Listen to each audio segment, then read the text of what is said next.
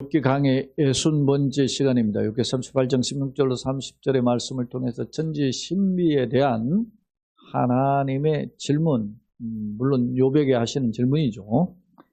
천지, 하늘과 땅을, 온 세상을 그냥 총칭하는 표현을 천지라 하죠. 그런 그 우주상에 나타나는 자연계의 신비에 대해서 하나님이 욥에게 지금 몇 가지로 질문하고 계시는 장면을 살펴볼 수 있는데요. 그 질문을 통해서 무엇을 깨닫게 하고자 하시는 것인지 한번 말씀을 한번 들여다보겠습니다. 먼저 서론을 살펴보겠습니다. 앞서 폭풍우 가운데, 폭풍우는 하나님의 현현, 임재의 방편으로 불이나 구름이나 또 폭풍우나 이런 초자연적 현상으로 하나님 임재의 표현을 하시는데, 임재하시고 나타나시는데, 그런 폭풍 가운데서 나타나신 하나님께서 하늘과 우주, 땅과 바다 등 우주를 창조하시고 한계를 정한 분이 누구인지 아느냐고 욥에게 물으신 장면을 우리는 앞서 잠깐 살펴봤습니다. 1절로 15절에 나타난 말씀의 내용이죠. 그러면서 첫째 이제 하나님 폭풍우 가운데 나타나서 너는 이치를 무지한 말로 이치를 어둡게 하는 자가 누구냐 반문하시면서 너는 대장부처럼 허리를 동이라 하고 이제 하나님이 질문을 하시는 겁니다. 그러면 이제 그 질문의 내용들을 우리가 한번 보면 우리가 어떤 질문이었는가를 살펴보면 그 앞서도 이제 우주의 모든 창조물 중에 그런 한계를 정하신 분이 누구냐? 네가 아냐? 이렇게 물어보셨어요. 오늘은 좀 더 구체적으로 예수님은 이제 하나님은 욥에게 질문하십니다. 자, 계속 읽어보겠습니다. 본문은 계속된 하나님의 질문으로 인간이 측량할 수 없는 자연에 나타나는 천지의 신비를 거론하면서 이를 주관하는 자가 누구인지 아느냐고 되물으시죠. 반문하고 있습니다. 이는 무엇을 말씀하실까요? 그것은 인간의 죄로는 헤아릴 수 없는 차원, 그런 놀라운 그 신비적인 차원을 하나님의 역사하고 있다라는 점입니다. 이건 뭘까요? 하나님의 오묘한 신묘막측함에 대한 점을 강조하는 욥에게 다시 한번 재확인시켜주는 강조하는 교훈이죠. 그런 내용입니다. 자, 그러면 한 절씩 성경의 말씀들을 한번 살펴봅시다. 먼저 16절. 내가 바다의 샘에 들어갔었느냐. 바다의 샘이라고 하는 건, 샘은 바다가 뭔가 깊은 샘에서 뭐 이렇게 물이 솟아 올라가지고 바다를 이룬 것처럼 그렇게 고대 근동에는 의식이 그렇게 되어 있어요. 그러니까 바다의 샘에 들어갔냐. 그러니까 바다의 근원의 끝까지 가보았느냐 이렇게 이야기해요. 깊은, 거기에 덧붙여서 이야기하잖아요. 깊은 물 밑으로 걸어다녀 보았느냐.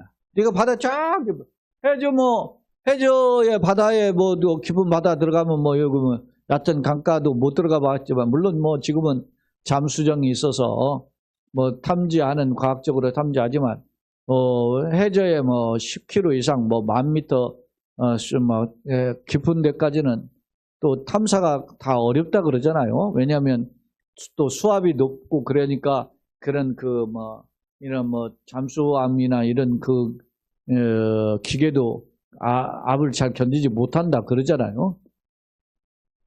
그러니까 우리가 무슨 어떤 기계를 넣어가지고 탐지도 하고 이렇게 해서 어느 정도 그냥 미루어 짐작은 요즘 하죠. 지금 시대니까, 과학 시대에.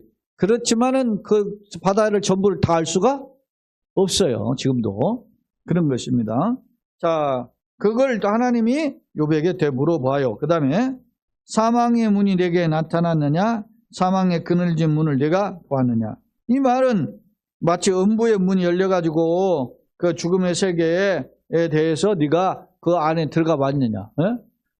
죽음의 세계 문 열고 들어가고 가본 사람이 없잖아요. 물론 우리 중에 무슨 가사의 상태에서 이렇게 가서 체험한 사람도 있죠. 이렇게 지옥을 겪고 왔다, 어디 뭐 천국을 보고 왔다 뭐 이렇게 이야기하는 사람이 있고, 그 다음에 그 뭐 지난번에도 서울대의 정현재 교수가 그거 뭐 죽기 전에 잠깐 자기 몸 밖에서 뭐 이렇게 나와가지고 자기를 보는 뭐 이런 그런 현상, 뭐 아니면 자기를 데리러 온 사람 뭐 이렇게 보는 그런 주장을 또 하는 그런 현상도 있긴 있지만, 그러나 지옥이 어떤 곳인지 천국이 어떤 곳인지 가본 사람이 없단 말이에요. 근데 성경에서 그걸 본 사람들이, 바울 같은 경우는 그걸 봤잖아요, 천국을. 그러니까 그가 어떻게 해요? 내가 죽으면 저곳에 간다라는 건 강호 담잠이 있었던 것이죠. 우리가 영안을 열어서 주님의 세계, 주님의 나라를 볼 수 있게 하여 주옵소서. 그것이 얼마나 귀한 기도 제목인지 우리는 알 수 있게 돼요. 예수님이 요한복음 14장 10에서 16장에 소위 다락방 교훈인데, 성만찬을 하시고 예수님이 하신 말씀이 요한복음 14장부터 16장이에요. 14장 1절에 뭐라고 해요? 너희는 마음에 근심하지 말라. 하나님 믿으면 또 나를 믿어라. 그렇게 말씀하십니다. 지금 예수님이 헤어진다고 하니까 막 걱정하는 거죠. 그래서 내가 너를 위하여 처소를 예비하러 가려니 처소가 예비되면 때가 다주어도 너희를 그리로 인도할 것이다. 그렇게 말씀하신다. 그러니까 뭡니까? 주님 아버지를 우리에게 보여주시옵소서. 그러니까 내가 그 길이 진리요 생명이라고 말씀하시잖아요. 이런 계속 질문과 답변으로 해서 예수님이 그 영안을 열어주시는 그런 이야기 말씀하시는데, 얘가 확대됐지만 사망이면 천국이 어떤 곳인지 지옥이 어떤 곳인지 알 수가 없어요, 사람들이. 우리가 지옥이 어떤 곳인지를 알았다면, 뭐 예전에 제가 그 불타는 지옥이라는 영화 제가 청년 때 그걸 보았는데, 그걸 뭐 그 영화를 자기가 그 필름을 사다가 개인이 그 뭐 전도사님 장로님인가 그분이 막 그렇게 알려주고 전하고 다니시더라고. 안타까우니까 불타는 지옥이 있다고. 우리가 지옥을 봤으면 거기 가고자 하겠어요?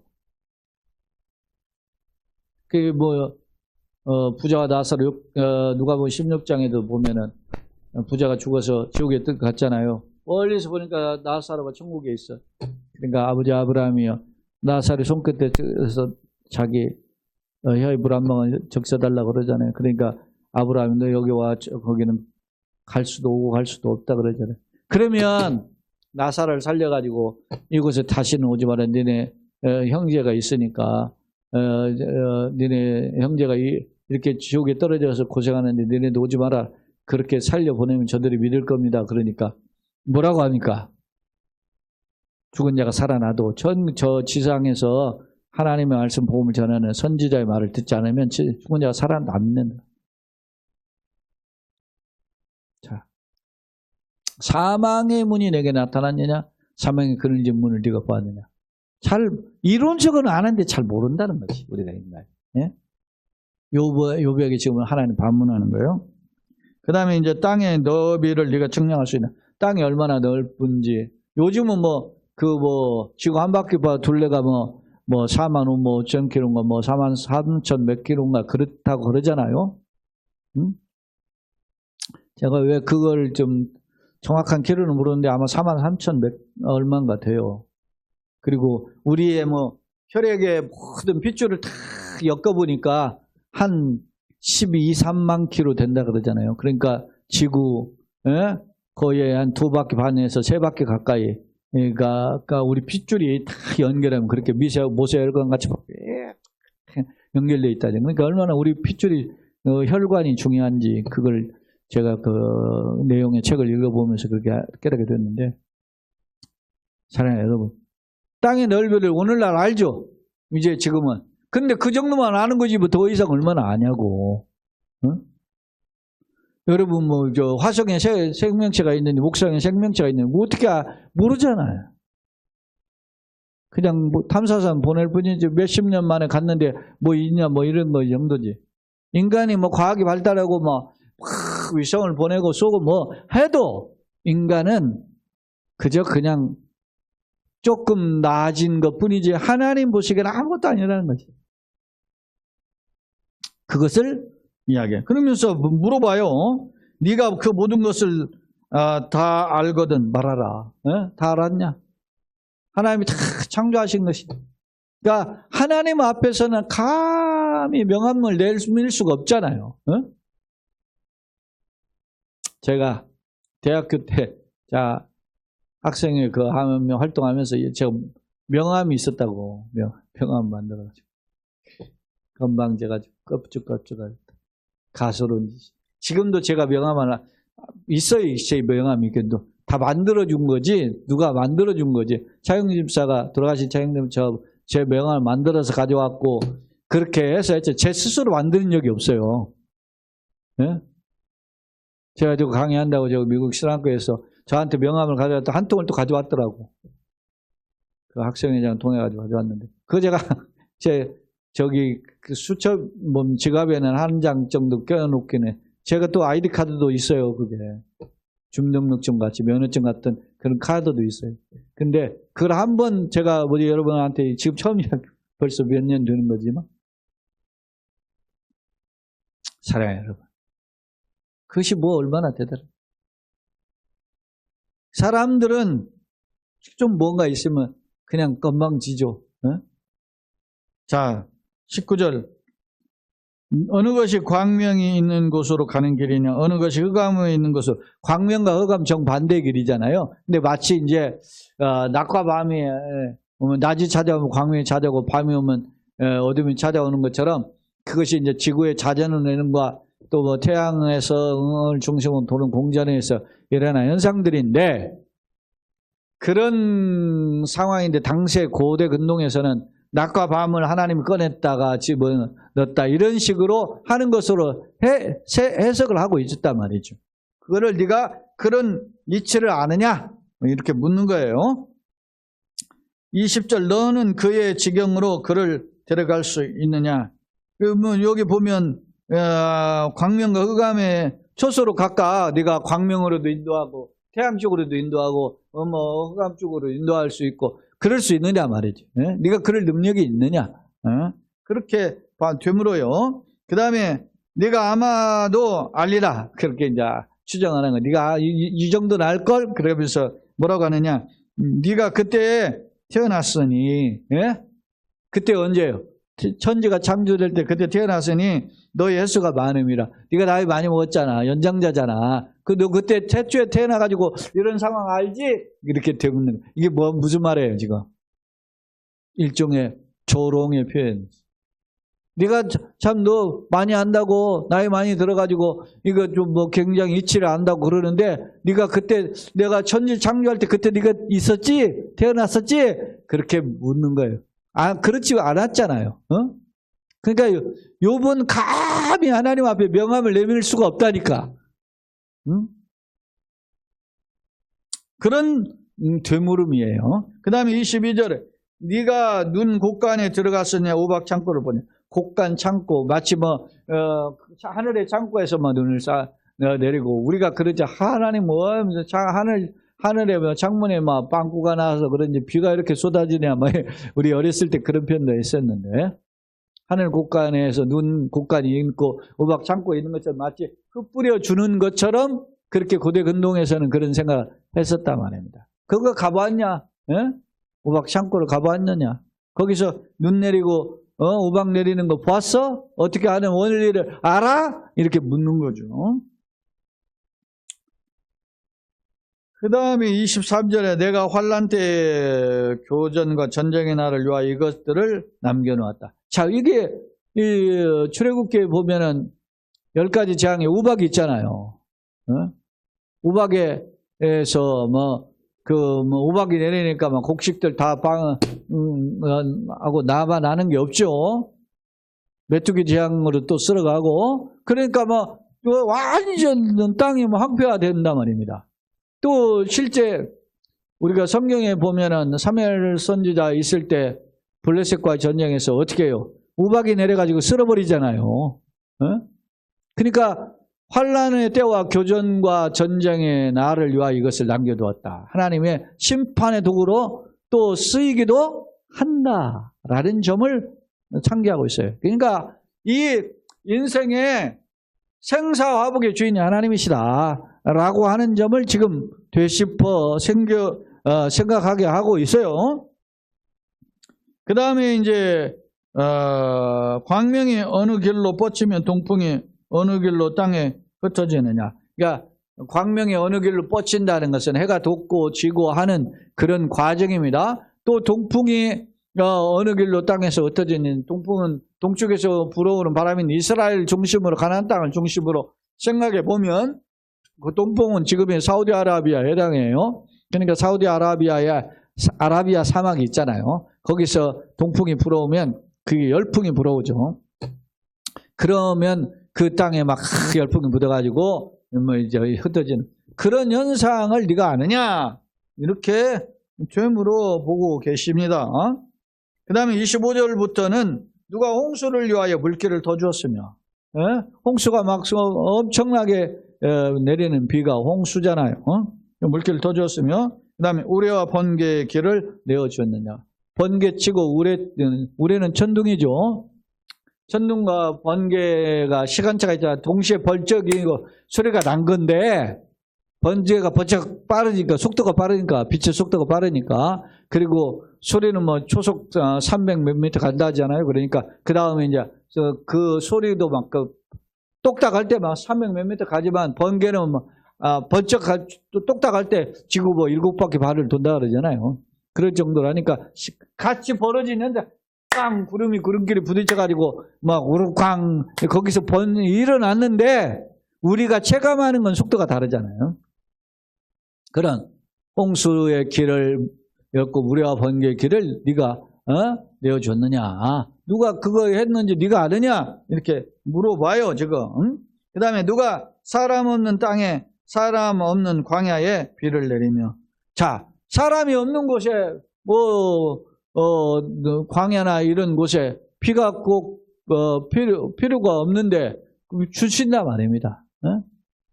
그러니까 하나님 골고루 주세요. 여러분 보세요. 하나님은 예수 잘 믿는 사람한테만 빚 주고, 하나님은 예수 잘 믿는 사람 공교우하게 하시고, 예수 안 믿는 놈한테는 수금 꼭 코지고 답답하게 만들고 하면은 다 예수 믿겠지. 그러나 하나님은 모든 빛을 골고루 주시고, 또 홍수가 나면 그 중에 뭐 예수 기독교인들은 피해 안 나갑니까? 당하잖아요. 산불 나면 당하잖아요. 그러니까 이게 우리가 삶의 현장 속에서 베푸시는 그냥 공기나 햇빛이나 이런 일반적인 은총, 자연 현상을 통하여 주시는 자연 은총을 일반 은총이라고 하잖아요. 그러니까 보통 누구에게나 다 주시는 일반 은총을 내리시는 그런 상황을 보여줘요. 27절 황무하고 황폐한 토지를 흡족하게 하여 연한 풀이 도달하게 하는. 그러니까 광야 이런 비가 내려가지고 우리는 지금 뭐 사계절 동안에 비와 눈 뭐 이런 걸 통해 가지고 강수량이 비교적 풍부한 면에도 다른 나라에 비해서. 근데 우기와 건기가 분명한 나라들, 물론 뭐 동남아시아 같은데 막 우기 때는 비 많이 오는 데는 우리와 비교할 바 없이 막 비가 많이 오지만, 그래 이 고대 근동의 지형에 우기와 건기가 분명히 있어가지고 우기 때만 비가 오기 때문에 제한적인 강수량이에요. 그래서 비가 오기 전에는 그게 막 뻣뻣한 광야처럼 보이는데 비가 오면 거기가 골짜기에 막 물이 고이니까 거기가 어떻게 해요? 강이 이루고 계곡이 되죠. 그게 일종의 와디가 형성이 되는 거죠.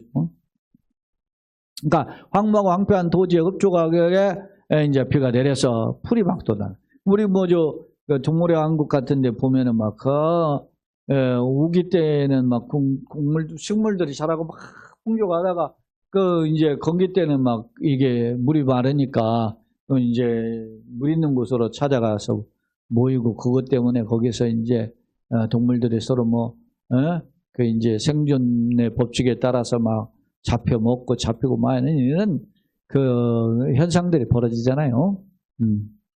그런 하나님의 섭리를 네가 아느냐? 자, 28절 비에게 아비가 있느냐? 이슬방울을 누가 낳았느냐? 자, 비와 이슬방울. 그 다음에 29절 얼음은 누구의 태에서 낳느냐? 공중의 서리는 누가 낳느냐? 다 이게 얼음, 비, 이슬, 서리. 예? 얼음과 서리는 약간 알갱이잖아요. 예? 이슬 내리고 우리도 보면 절기에 보면 이슬이 내리는 찬이슬이 됐나 해서 한로가 있고 서리가 내리는 것이 돼서 좀 서리가 내리면 좀 마치 눈 온 것처럼 뿌옇게 거기 내리잖아요. 그게 상당이라고 하는 절기가 있지 않습니까? 이런 그런 계절, 그런 그 자연의 법칙 이치를 누가 이루어지는 것을 욥이 얼마나 아느냐 묻는 겁니다. 자, 그 다음에 물은 돌같이 굳어지고, 물이 돌같이 굳어지고 얼음이 되는 거죠. 그 다음 깊은 바다에 수우면은 얼어붙느냐. 바다가 이렇게 해가지고 사람 쭉 얼어가지고 쪼그라들처럼 우리가 얼으면 얼음의 그 어떤 그 부피와 물의 부피가 다르잖아요. 그래서 얼으면 좀 이렇게 우리도 왜 그걸 아냐면 시골에 살다 보니까 이제 그 대야 같은 데다 물을 받아 놓으면 어떻게 얼어버리면은 말이죠. 그게 이제 쪼그라들어가지고 얼음덩어리만 생기잖아요. 그러니까 그런 물은 돌같이 굳어지고 이게 얼음이 되는 거, 추워가지고 얼어지는 깊은 바다에 수면은 얼어붙느니라. 이런 현상들에 대해서 네가 아느냐. 네? 자연. 전부 다 지금 16절로 30절에 이르는 내용은 자연 현상에 나타나는 그런 원리들을 통해서 하나님이 욥에게 질문하고 계십니다. 이러한 자연의 어떤 초자연적이고 신비적인 현상들 아니면 또 자연의 법칙으로 이끌어가는 그런 과정에서 네가 얼마나 아느냐, 네가 그걸 어떻게 주관하고 있느냐, 이거 전부 다 하나님이 하시는 현상이죠. 네? 하나님이 말씀하시면 그대로 되잖아요. 제가 전에도 이야기했잖아요. 어떤 사람들은 하나님의 영을 신 존재를 인정해, 하나님 창조성도 인정해. 그러나 하나님 창조하시고 현실을 떠나 계신다, 초현실주의자는 그렇게 얘기합니다. 그렇지 않다. 하나님이 지금도 살아계셔 여전히 창조하시고 여전히 만물을 섭리하시고 간섭하시고, 그게 기독교 신앙이에요. 자, 두 번째 화면에서 제공되는 오늘 본문의 내용을 간략하게 요약한 것을 크게 두 달라고 제가 분류해 봤어요.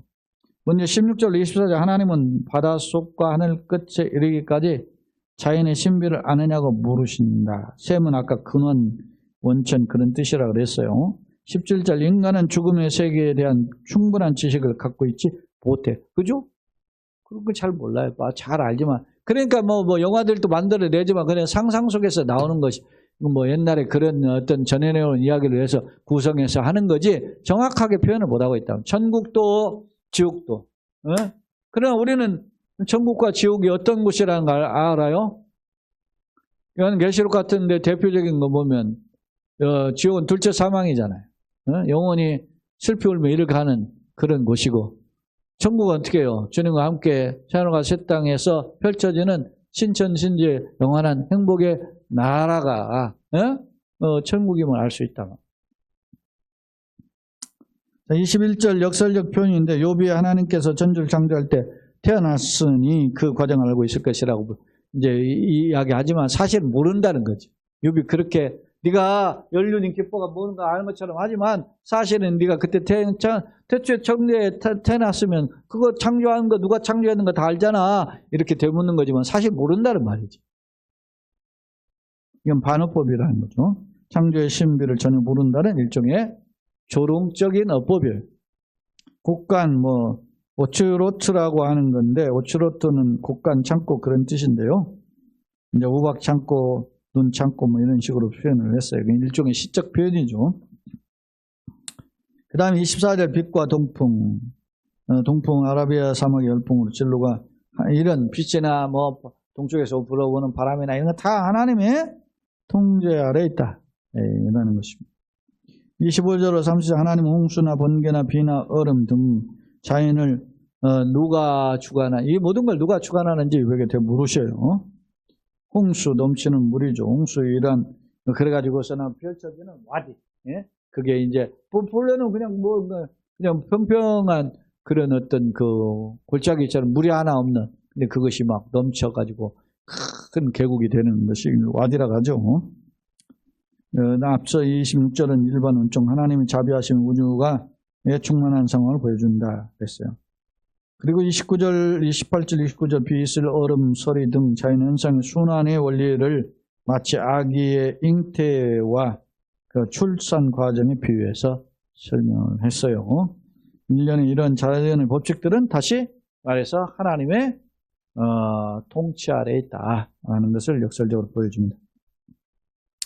자, 세 번째 화면입니다. 천지의 신비를 통한 교훈. 자, 하나님의 계획, 천지의 창조와 통치. 자, 하나님은 그냥 무작정 눈감땡감으로 만드신 게 아니고 하나님의 뜻에 따라서 하나님 계획이라는 거예요. 뜻은 하나님 계획이에요.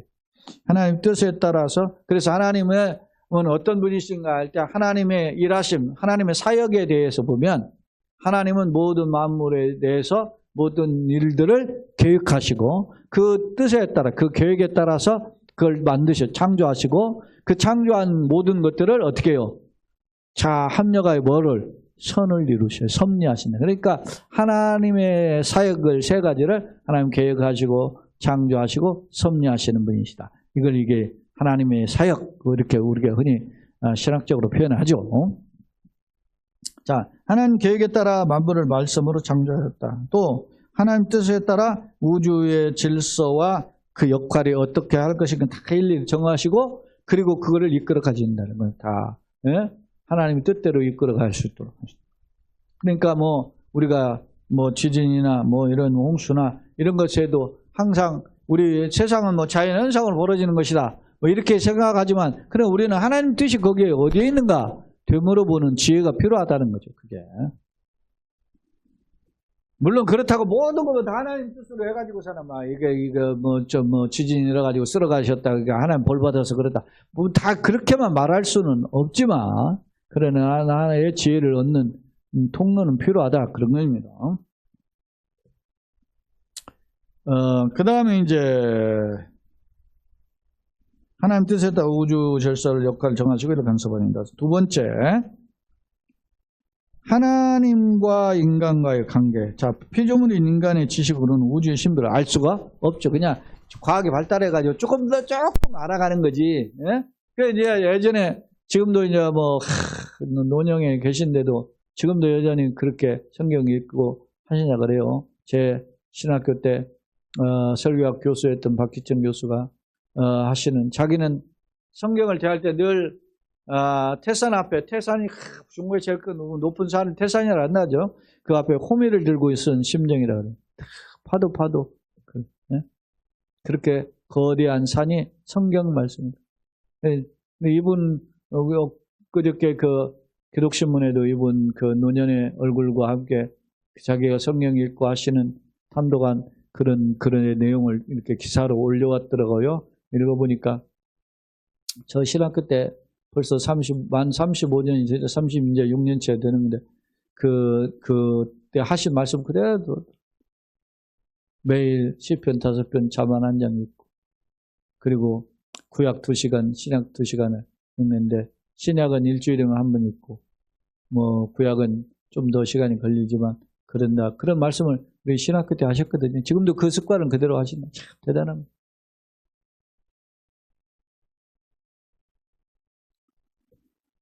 자, 죄로 인해 신형상을 하나님의 형상으로 창조된 우리 인간이 그걸 상실해서 하나님 진노 아래 있었죠. 근데 하나님 우리를 사랑하셨어요. 그래서 독생자를 보내셔서 그 시는 그런 놀래 동생을 보내주기까지 우리를 사랑해. 그 끝이 하나님 사랑이죠. 그런 은혜로 신형상이 회복되겠어요. 십자가의 대속을 통해서 우리 죄가 도말하여지고 우리를 다시 어떻게 해요? 소위 번하게 중생하게 하는 신형상에 회복하는 그런 존재를 되게 했어요. 때문에 우리는 이런 하나님의 은혜를 기억하고 겸손히 주님의 은혜를 바라보며 살아야 되는 것이 인간의 모습.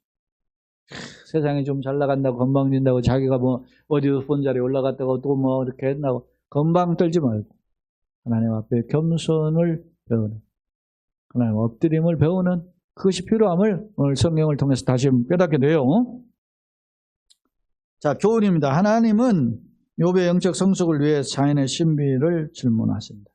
그렇습니다. 왜 물으셨을까? 이거 한번 생각해보세요. 저는 이걸 이제 정리해보면서 이 표현을 사용하고 싶어요. 네? 왜 하나님, 넌 이걸 아느냐, 이걸 아느냐. 왜?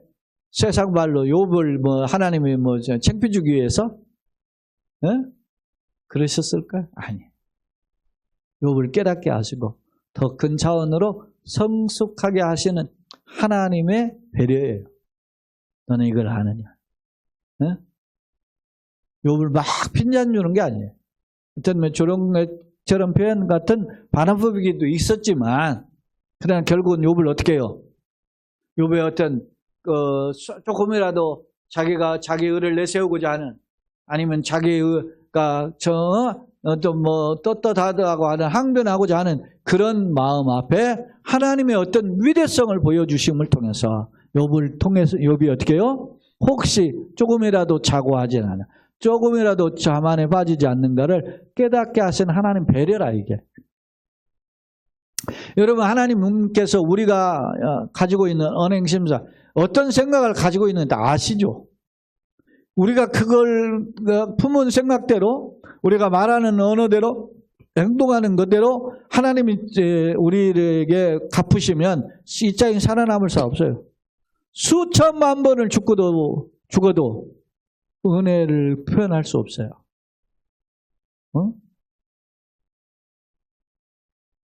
그것이 인간의 모습, 냄새나는.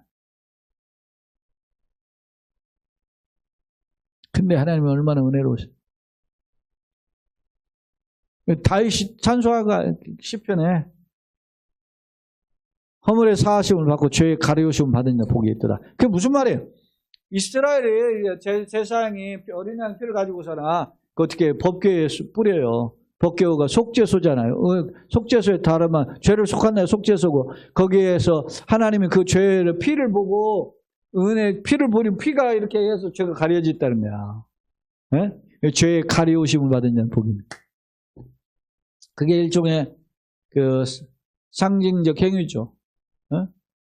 하나님 그 피를 보고 우리 죄를 가려주신 피가 죄를 가려준 그래서 뭐요? 죄의 가리우심을 받은 자는 복이 있다, 그런 말은. 근데 우리가 누구의 피를 가지고 가요? 이제는 예수님의 어린 양이신 예수님의 피를 가지고 보좌 앞에 나가는 거죠. 그래서 그 피를 보고 우리 허물을 용서해 주시고. 아무 공은 없지만. 그러니까 그런 찬양을 한 거예요. 이게 다윗 같은 경우. 네? 그게 얼마나 멋있습니까?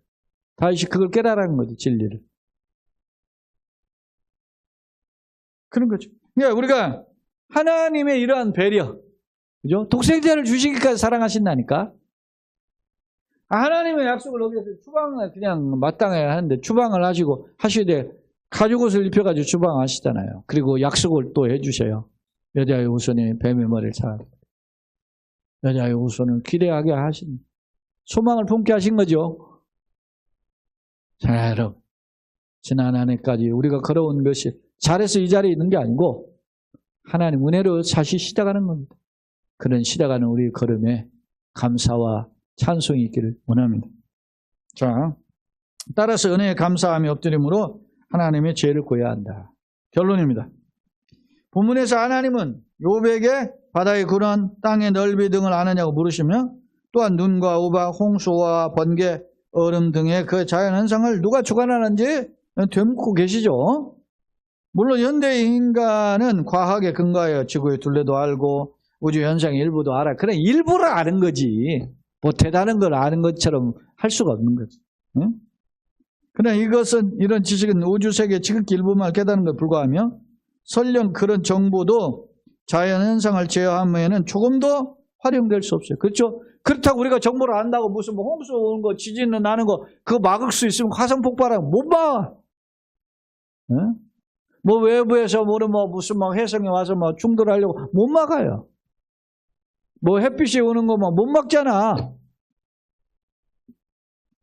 그렇다면, 그러면 설령 그런 정보를 자연현상에 제어하면 조금 더 활용할 수 없는 초라한 존재라, 인간에. 대단한 것 같지만. 그렇다면 우리가 어떻게 해야 되냐. 초자연적 신비와 이를 주관하시는 하나님께 어떤 자세를 취해야 돼요? 그게 우리가 하나님 앞에 취하는 영적 자세예요. 우리와 교통을 회복하시기 위해서 독생자를 보내시기 위해서 신형상을 회복시키는 그 하나님의 놀라운 은혜를 감사해요. Amazing Grace. 응? 깨닫고 날마다 감사와 기쁨을 하나님을 찬양하요. 그 가운데서는 우리 모두가 되시기를. 그리고 올해 한 해의 걸음이 되시고 우리 나가는 인생길에 걸어가는 걸음이 복된 걸음이 되기를 예수님의 이름으로 축원합니다. 아멘.